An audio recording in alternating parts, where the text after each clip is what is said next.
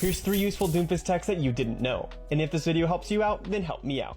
Slam cancel. By using either your rocket punch or your power block immediately after you use your seismic slam, you can cancel it and travel extremely high. The earlier you just do cancel it, the it. higher you'll go. So aim your slam straight. You can just hit E again and you just cancel it. Up and then use either ability immediately after. You can also use this to jump forward onto an enemy with your punch. This will let you don't have to use another cooldown. Too far normally. Punch cancel and turn punch. At any time during your punch, you can use jump to cancel it. This maintains your momentum, so if you use it at the very end of your punch, you'll travel farther. You can also use this to change directions, which is called a turn punch. Turn your camera as you're punching and then press jump to go in the direction you're facing. Use it to escape behind corners or aggressively to catch enemies by surprise. Super slam. If you use the punch cancel technique and combine it with a slam, you can travel much farther and slam onto enemies that are very far away. To do it, charge and use your punch. Is that call this the I'm getting back from spawn technique? Slam. You can use it either horizontally to travel farthest or vertically to attack an enemy that's on the high ground. Yeah, I'm really good at those. I actually use them to get back from spawn all the time. 3 common mistakes most Overwatch players make. Part 2. Number 3, talk in team chat. If you ever talk in the one place where communication is supposed to happen, you will be damned to Overwatch hell. It is an absolutely unexcusable offense and I'm disgusted. Number 2, buying skins. Have I played ball before? No. Do I intend to? No. Am I gonna waste $20 on the ball crab skin? Absolutely. Number 1, having fun. I know this doesn't happen a lot in Overwatch, but whenever it does, it just feels so wrong. 3 common True. Okay, this guy's redeemed himself. I was starting to get a little questionable on the cooking, but we're good. You know what I'm tired of? Cassidy's old grenade. How fair is it that it chases you like that? You be whooping his ass. I guarantee this is a DPS or support player because it is useless versus anything else. He hits 1 bullet on you, throws that at you, and then you can just be like...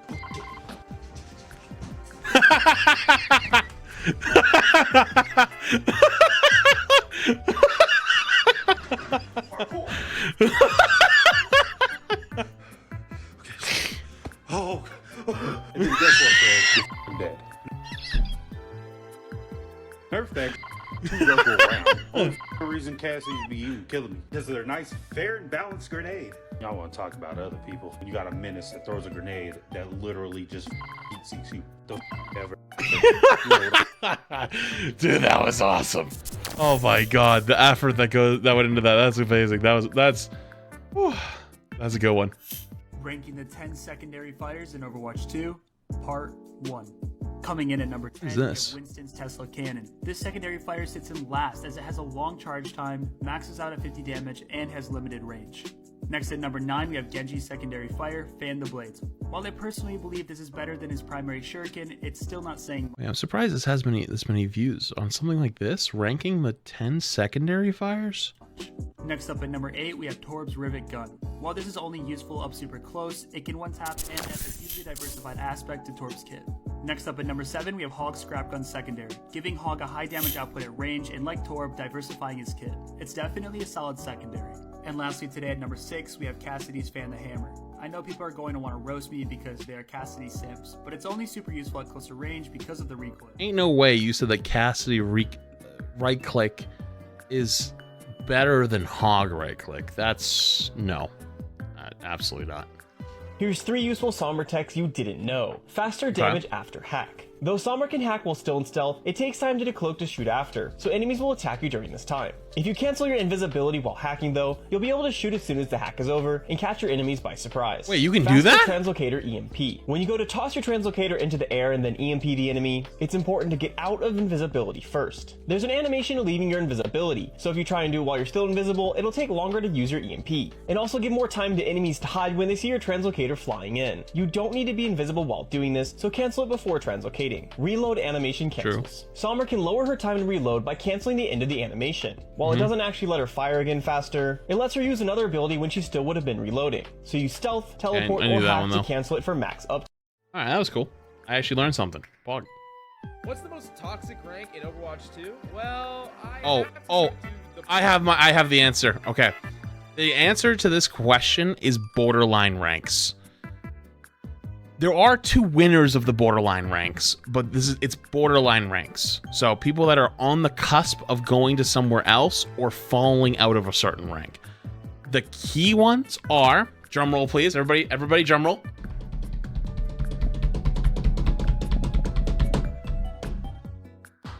It's the borderline between Plat and Diamond and Masters and GM. I'll tell you why.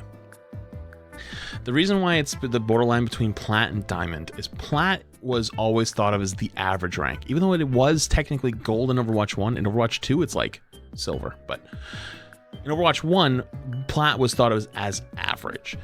Diamond is above average. So when you break into the top 10% of the player base. So it's how you start to push into, quote, being good at Overwatch.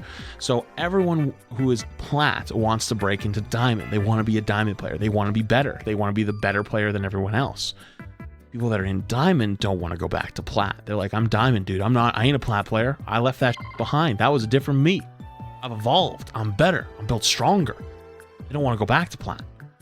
So people around that rank get really upset because they care so much more about their games. So they'll critique the shit of their teammates because they're like, oh my god, my Widowmaker's only 26-8. They need to be 52-1. Like they'll just go banana. Like, and it's honestly always the worst takes. It's like stuff that makes no sense. It's like there's a good one from forever ago. When me and Emong were playing in Plat and support in Overwatch 1, some guy was screaming at me who was on Hog to go BAP. I was on Brig. They wanted me to go BAP because I could, quote, lamp them when they got hooked. So they would walk up to the choke by themselves, look for a hook, miss, get hooked by their Hog, get hooked in.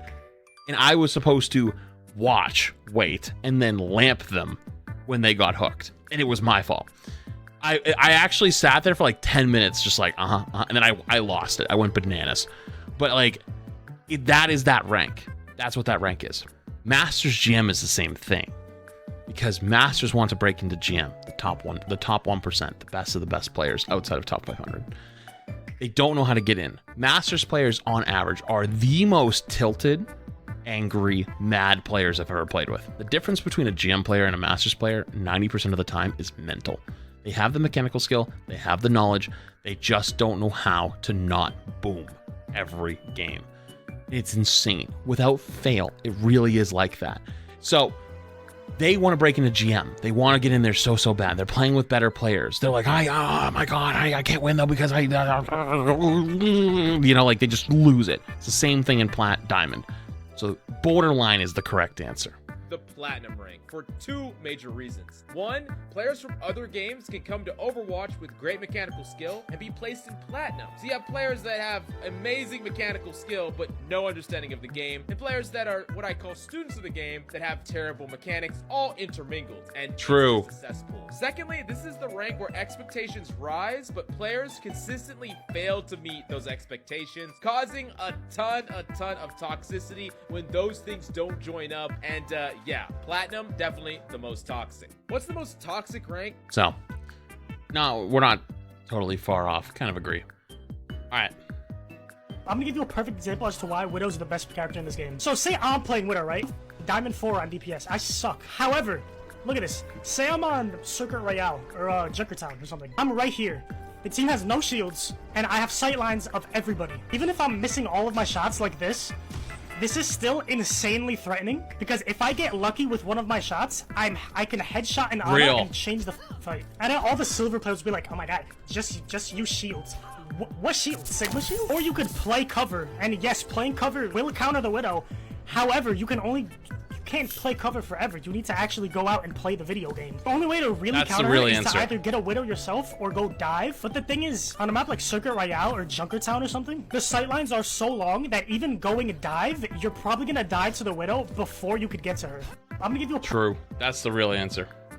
3 heroes that make Overwatch borderline unplayable. Number 3, Wrecking Ball. Going up against a somewhat competent... I just want to say to everyone, I told everyone for weeks, months, that if you buffed Ball, he was going to be the most annoying thing in the game to play against.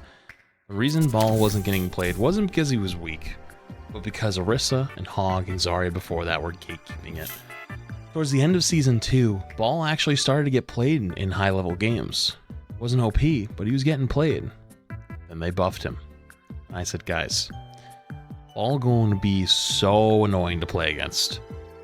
And now here we are, Season 3, with Ball running around all over the place.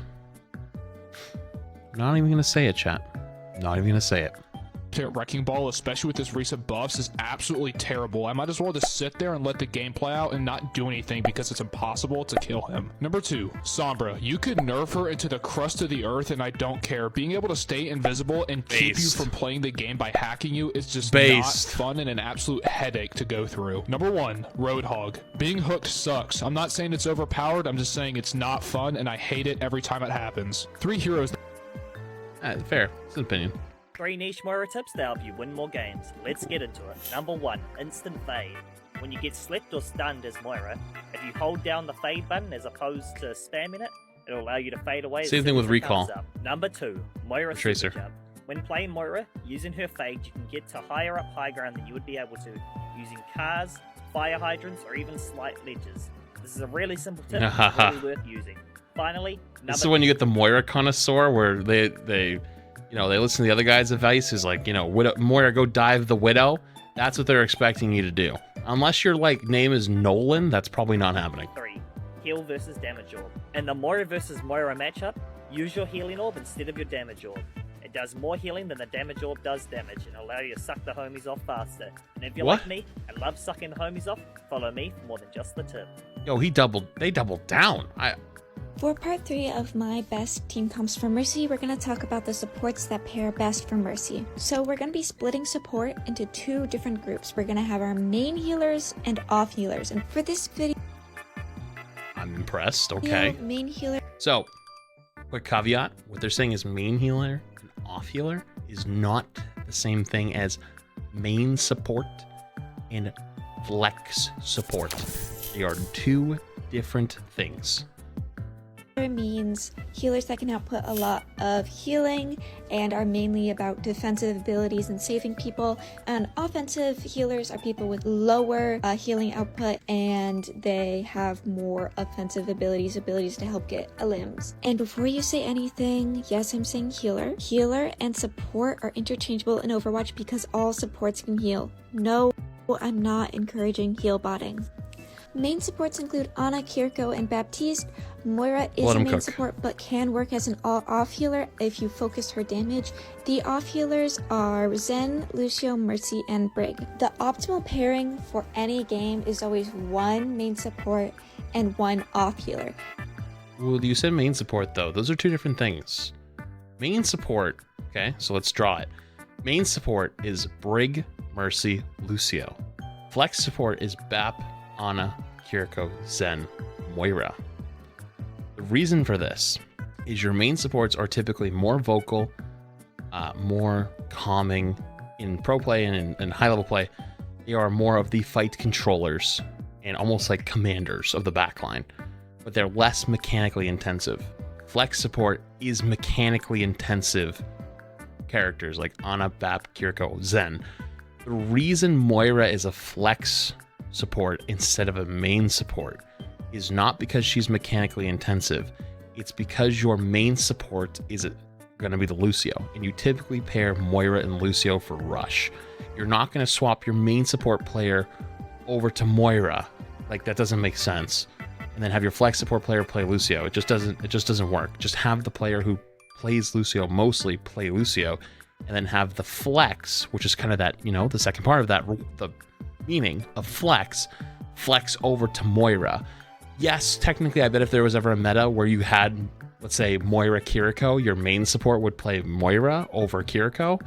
However, though, flex support is always meant mechanically intensive supports, while main support are the easier mechanical supports. However, though, where you make up for that is in macro and communication.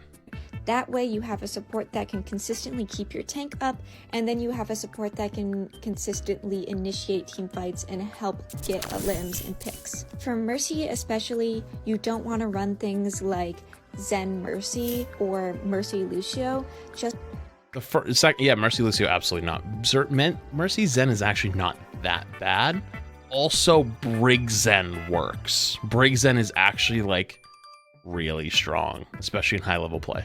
because number one, you're not going to have a very strong heal output, and number two, Mercy cannot multitask, which means that she's going to spend more time focusing on healing because of the low heal output, and therefore True. less time blue beaming, which means This is less the worst value support for the comp, team. Mercy Lucio. As So for yes. main healers, the best pairing will always be Ana Mercy. They're great at keeping each other alive. Ana is like the most valuable support out there. Kiriko Mercy actually was hard meta season 2, so I'm surprised to hear so that. Making sure you can keep her up. You pick Kiriko though, because one, Suzu, and two, Kiriko has much better survivability. So Ana can get dove and pressured out really hard, while Kiriko has much better self-sustain and also the ability to run with teleport and can kind of keep up with fast fights. Super great as Mercy. And she's just good at keeping you up because she's hit scan and she can hit you flying in the air. Bap's another good one because you can kind of damage boost him a little bit more and get a limbs if your DPS is a little lacking and he's really popping off, but you got to be more aware of healing then. Or if like your DPS is dead, he's a great pocket to have. Kiriko's very self-sustaining, self-sufficient. Yes. She doesn't usually need as much help with dives, and she can actually help you more. She's just a great support in general. So that's a strong comp as well. The only That's the best iffy one. main healer to pair with Mercy is Moira because she has such a short range and she has less to keep a team alive. Her only utility is damage, so all she has is her burst heal and that's it. So you might need to heal a little bit more or just end up that's switching not off wrong. if things That's are not a great really comp. not looking good. For It's not a great comp, more Mercy, but I've been seeing a lot more Sigmas in my games recently, and because of that, here are 3 Sigma tips that you probably didn't know. Sigma's been Maybe just learn good something new that all helps you Overwatch out. 2 so far. Maybe drop a follow. A sneaky grasp. Most, if not all of you, know that your grasp blocks incoming projectiles and turns that damage into shield. Something Yep. I like to do to make sure that I get at least a little bit of shield is I throw out my shield and then I start my grasp. While using your grasp, drop your shield. The enemies who are spraying your shield trying to break it are going to accidentally hit you and give you some free health. The safest ult. That sounds like a waste. Like a lot of ults, Sigma can be stunned out of his. So something I like to do is I like to throw my shield into the air before ulting and then play behind my shield while ulting. This gives me the best one's chance okay. of blocking incoming projectiles and getting my ultimate off. Using geometry in real life, because Sigma's projectiles bounce off of structures, you don't actually have to see your targets to be able to hit them. Yeah, that's fine. That's good. If there's one thing that I've learned in my short time playing Overwatch, is that support players really aren't that supportive. If anything, they're usually the most toxic players on the team. I understand. We're losing. You do realize we're on the same team. You're not the only one getting but honestly, I don't even blame you guys. You support players have the most reason to be upset. You guys have the least amount of characters to play. The least overall carry potential out of all the roles. And Oh, whoa. to top it off, you have to babysit your tank half of the time. By all means, be as mad as you want when playing support. But all I ask is that if your gameplay is starting to look a little bit something like this, please stop hopping in voice comms just to yell at all of us. If there's one thing... Oh, man.